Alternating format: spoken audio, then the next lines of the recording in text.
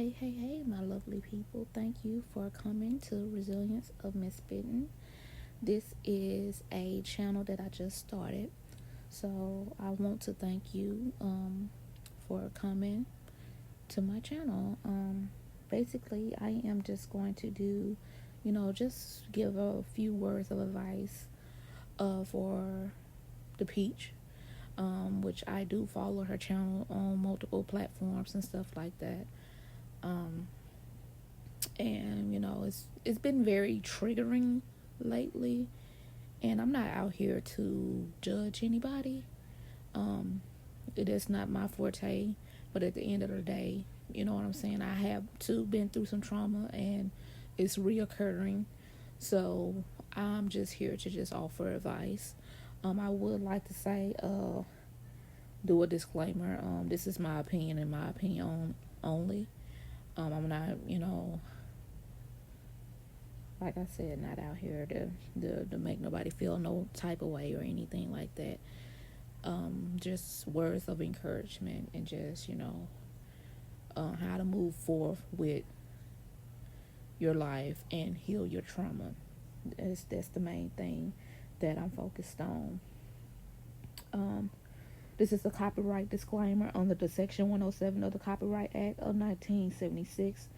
It's allowance of the Fair Use Act purposes. This is for my opinion. This is my opinion and my opinion only. Do not go out there disliking nobody based off my opinions, okay? Don't forget to like, comment, and subscribe to my channel. Okay, so open thoughts. This is going to be Resilient Fridays. And, episode 1, healing and the art to do so. My thing is, when I say triggering, everything is triggering. I want Peach to really just sit down and focus on her healing. Yes, all of her stuff stems from, childhood trauma. And there's a lot of people out there that, want to have their say or judge her based off of, okay, well, you're a grown woman. But at the end of the day, everything that we go through has an impact in our lives, whether it's negatively or positively. Everybody is different, because everybody don't, grasp or know how to cope with certain things in their life. Me being an example, I went through a lot when I was growing up, and it was because of my mom. And I'm, in my 30s, and, within the last 2 years, me and her talk more than we ever have. It's even now that, I was raised, I left at 15. So, with that being said, it was so much going on in that house that I had to leave when I was 15. And, back then, I don't even remember my mom telling me she loved me. But at the end of the day, my mama, like I've told her, because I be having to, coach her as well. She went through something. And I want Peach to realize, like, you got to understand, do you know, like, the history of your mom? And did she have any childhood trauma? You get what I'm saying? And my mom did. You get what I'm saying? And yeah, I'm going to hold her accountable, because some of the things that she allowed happen, it could have been avoided, especially when it comes to the safety of your kids. And that was the main thing that, why I resented her for a long time. It was because she allowed so much to happen to her kids, and she was dealing with her own mental health issues. My thing is, what I took on in life is, I had my oldest son at 17, and made a decision that I wouldn't allow my kids to go through any of the things that I went through. That was my decision early on in my life, and it's triggering me now. But my thing is, I don't want my kids to hurt like I hurt. And my kids are spaced out. I got an older son and my middle son, and then I have I'm actually expecting now, and they're like 6, 7 years, 8 years, 9 years apart, all of them, and so my thing is, it took a lot to happen to me, for me to get over that resentment. And it took a trip. I made a trip down to Gainesville, Florida. And I had a conversation with one of my cousins. Him and my mama grew up in the same house. His mom was my mom's aunt. So they grew up, and he was telling me, you can't change your mom. She got to be willing to change, and you can't make her do better. She got to want better for herself. I know you hurting. He can just feel how I was hurting and see how I was hurting. And my main thing was I was going through something at the time, with my own kids in my own life, to the point that right now I'm doing like a hard reset to have everything just taken, and everything stripped away from you when you got so much going for yourself in regards to, you trying to look out and be the bigger sister, because I'm the oldest of 4, and they don't got nothing to lose. So I lost a lot trying to accommodate people that didn't mean me no good, and my mom was one of them. So it took a lot. I done did therapy. It was, I went through something early on in my I was 19, I went through something traumatic again. 18, I went through a list of things I've been through, but I still pushed through. I made, like I said, a decision to do what I had to do in regards to my kids. And these last 2 years, I've been able to sit down. It was one point in time I was working so much, and all that working I was doing 18, 19, 20 hours a day. All that working I was doing, I couldn't think about healing. Work was on my mind, like it was on the back burner. Healing was on the back burner. So as long as I kept my mind occupied, it really didn't affect me until I was still. You get what I'm saying? And so I've been having a lot of time to sit here over the last 2 years. I did little things here and there, but the last 2 years, sit here and really just engage with myself and get to the root problem of what was hurting me. I haven't healed completely, but what's hurting me, I already knew, things stemmed from my childhood, but it's a domino effect. Things happened to my mama, and like I had to explain to her, because her mom left her and her siblings at an early age, brought them down to Louisiana, and her mom lived in Illinois. But my mom is still hurt by that. She was like, well, she's a streetwalker. I said, well, when your mom made the decision to give y'all up for adoption to family, she was a streetwalker. You don't know what triggered her to be a streetwalker. You get what I'm saying? You don't know what happened in her childhood. You only know bits and pieces because of everything that was going on. she was given up for adoption.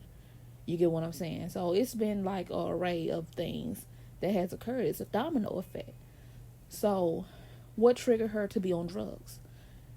You don't know what she went through. Because I know for a fact some of the stuff that she went through or her siblings went through, I went through. And some of the I know for another fact, some of the things that she went through and some of her siblings went through, you went through as well. So it's been a domino effect, and it affects people differently because of how they receive it and how they choose to heal from it and how they choose to go on about their life. And with my mom, you would think her being as old as she is, she would prioritize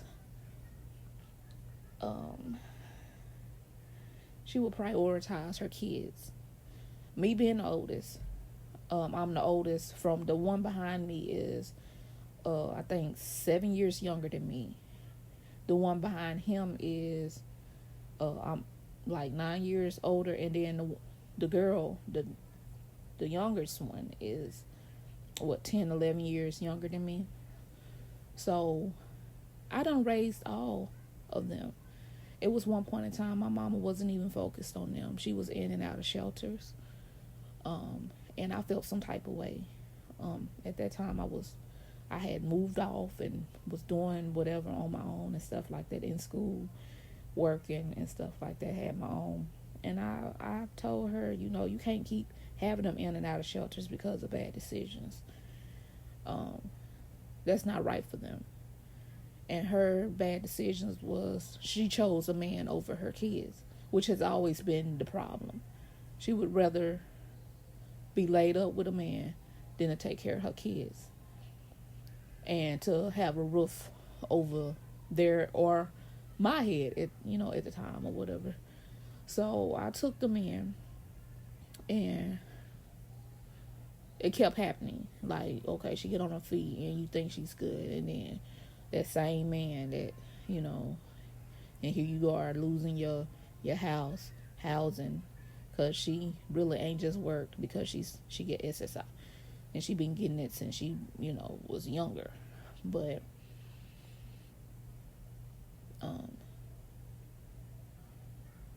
she just kept doing it.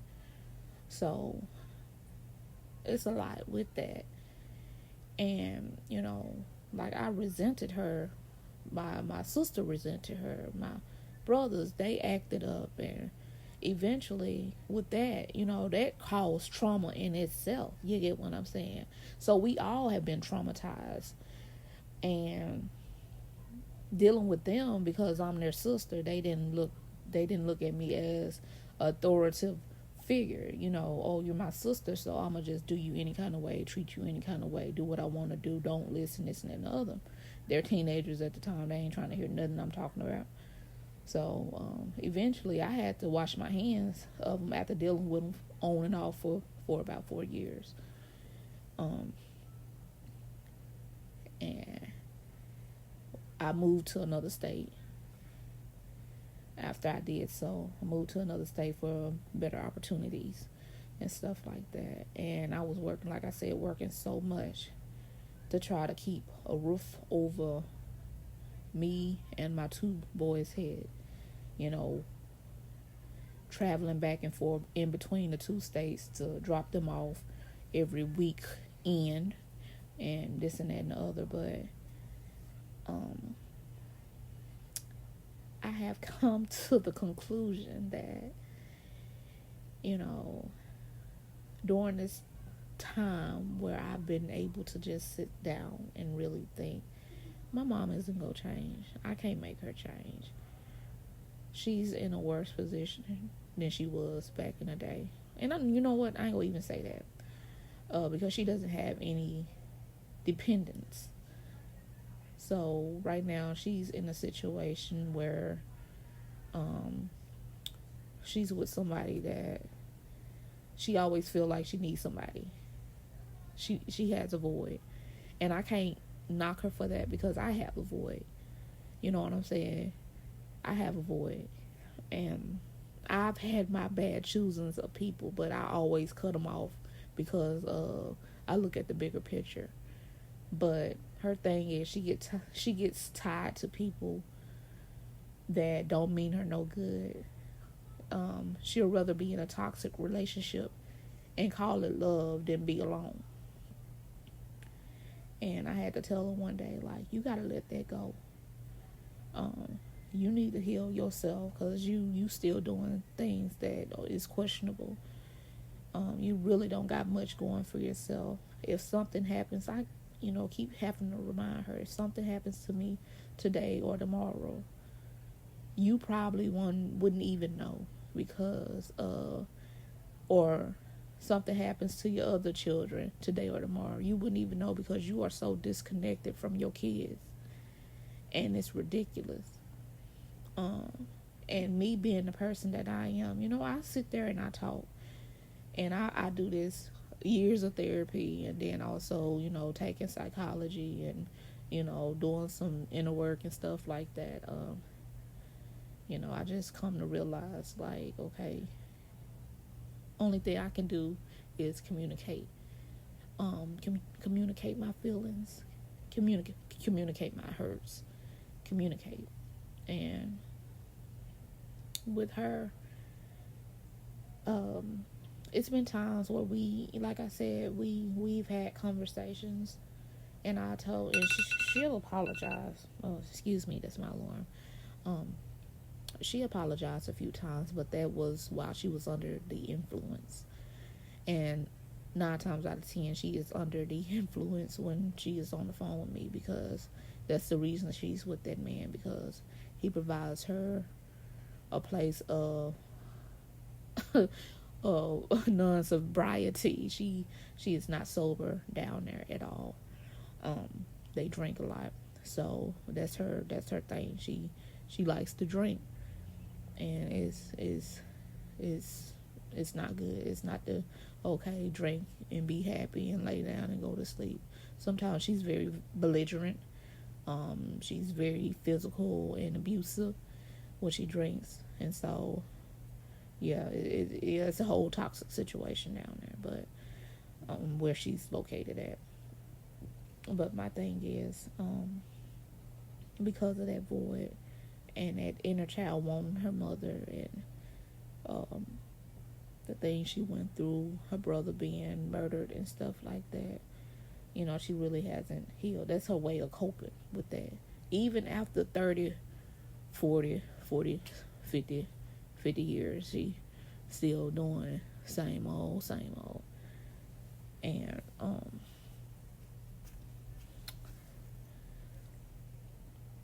my thing is, I tell her,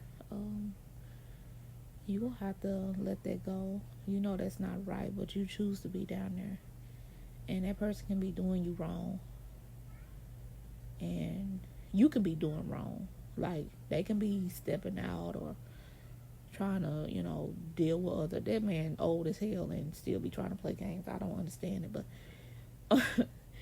but you need to learn to be alone.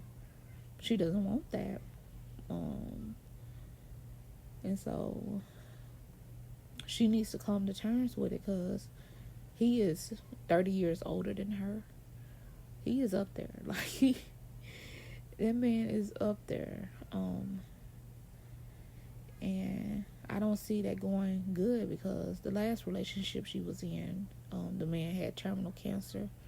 At the end, I think she was with him 4 years, and when he was on his deathbed, people came and put her out, like was throwing her stuff outside, and I had to act up, but had to go down there from another state, like literally, like yeah.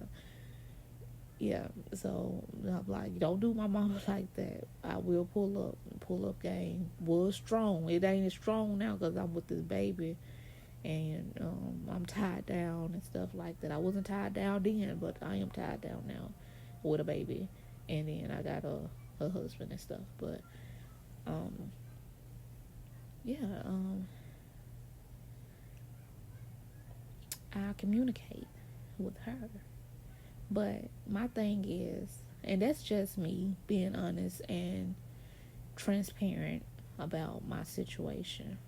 Yeah, and this just a little piece of what I've been through.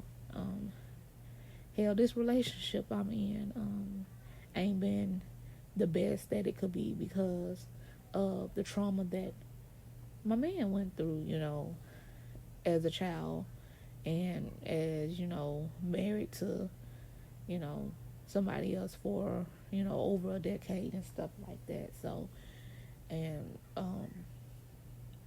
I had to tell him, like, okay, I'm here to love you, encourage you, embrace you, uplift you, and grow and build with you, but you have to do a lot of healing because I am not her.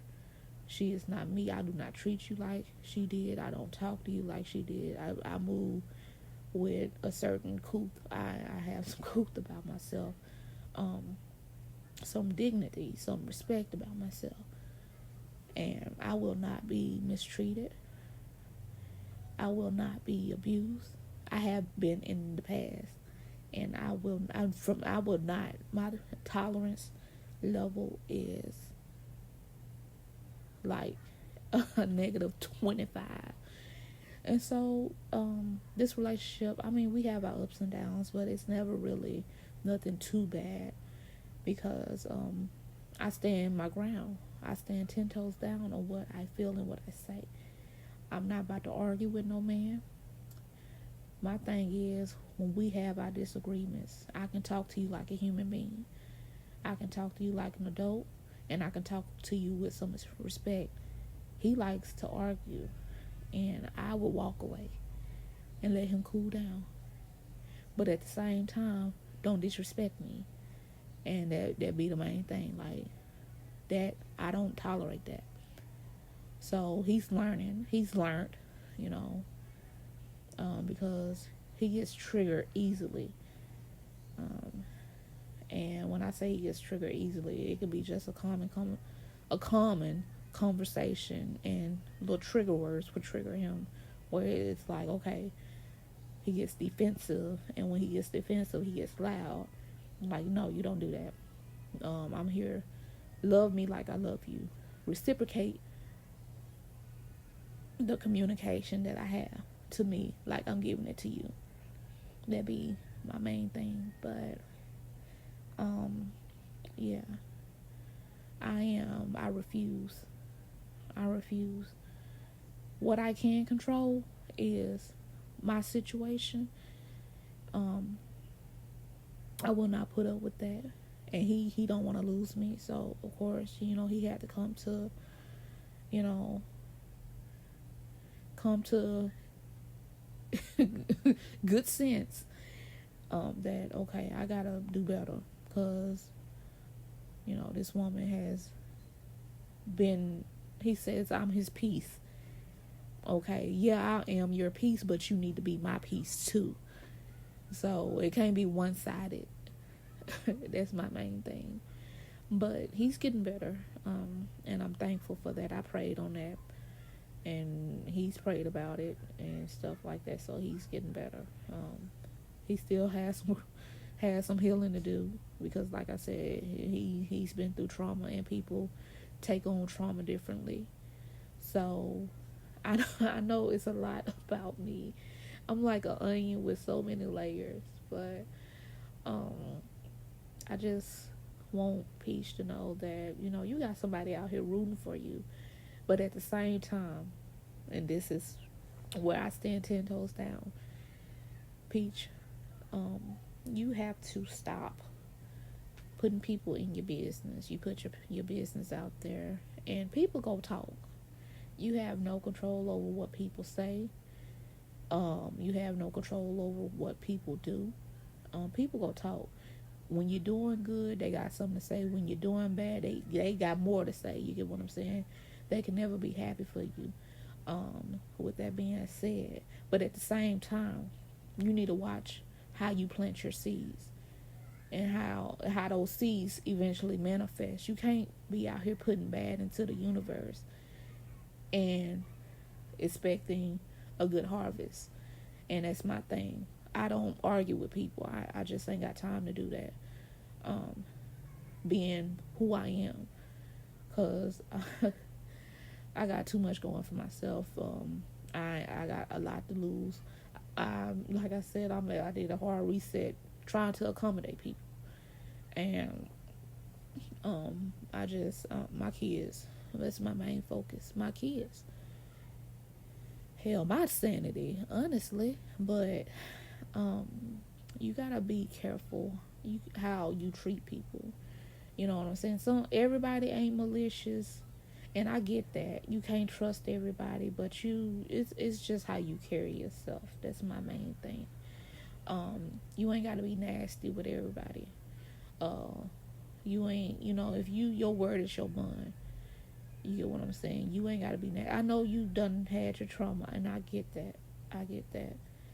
But as a woman, stand 10 toes down on your beliefs, but you don't be out here being nasty to half the world, and they nasty till you block them. You blocked. I'm not about to even read this negative commentation or negative thought or negative message that you done sent me. I just ain't got time for that, because I ain't got time for that energy.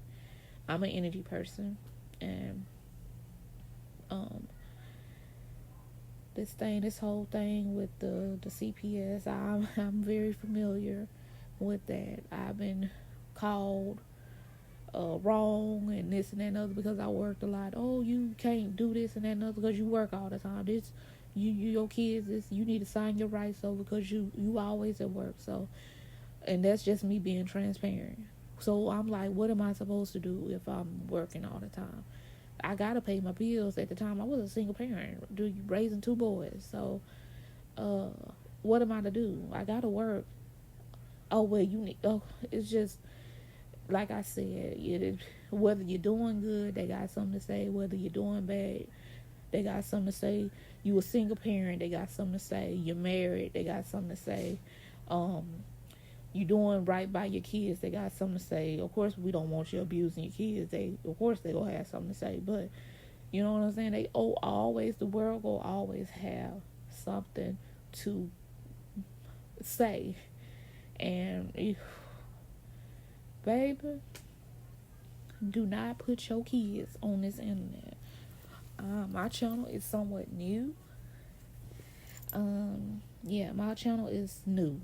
I ain't gonna say somewhat. I've been debating on starting this channel for a long time, like since the pandemic. When I was starting my business and doing things, but girl, I had to put my business on hold and work, and I couldn't balance, and I wasn't barely sleeping and stuff like that. And then I was hit with like a whole bunch of trauma and a whole bunch of and casualties and stuff like that. Girl, boo. But anyway, and since then I have not been able to recover my business. So now I'm gonna focus on this, and then once I get this up and running, I'm gonna focus on my other stuff that I have going and stuff like that. But yeah, girl, I mean, you're a beautiful person. People talk about you, your weight and stuff like that. But at the same time, I know trauma. You can be a good person, but at the same time, with that being said, and I get that you're hurting from your trauma, and how your mama or your daddy or your sperm don't whatever, and what this in person that whatever. But I mean, I just want you to really do some root work, really get down to the bottom. If you can get some type of counseling, and I encourage you to find counseling, and find counseling from somebody that done been through some things, because I done had counselors and therapists that were of the opposite color, that had not been through anything that I've been through trying to counsel, and I couldn't relate, and it was like one in one ear and not the other. But just seek some type of counseling, spiritual counseling, marriage counseling, all that. You need that. You need somebody to water you, somebody that's going to instill and give you some type of, I know your kids give you hope, but some type of, okay, you need some type of peace. Because girl, that gambling, that's another thing. And I ain't, like I said, I'm not here judging you, but I feel like what you had, you lost because of your trauma. And of course, if it's meant, it'll come back, and I believe that. Or if tenfold, hundredfold, whatever. But you really have to heal, and hopefully this message gets to you, and you don't have no ill will because of what I've said or the way like I said, this is my opinion, and I was a little bit transparent about my life and stuff like that, and how it's been affected based off the relationship that I had with my mom and stuff. But and eventually I will get into greater detail as the days go on. But I really do hope you find some peace, darling. And that concludes my first vlog. So don't forget to like, comment, and subscribe to my channel so you can know when I upload a video. My plan is to upload at least 2 or 3 videos a week, maybe more. Like I said, I am an expecting mom, and I'm like in the last run of my pregnancy, so I'm trying to do that. So I might do some vlogs about my pregnancy and stuff like that, and my store hauls, and dinner time with Bay and everything. So yeah, y'all have a wonderful day.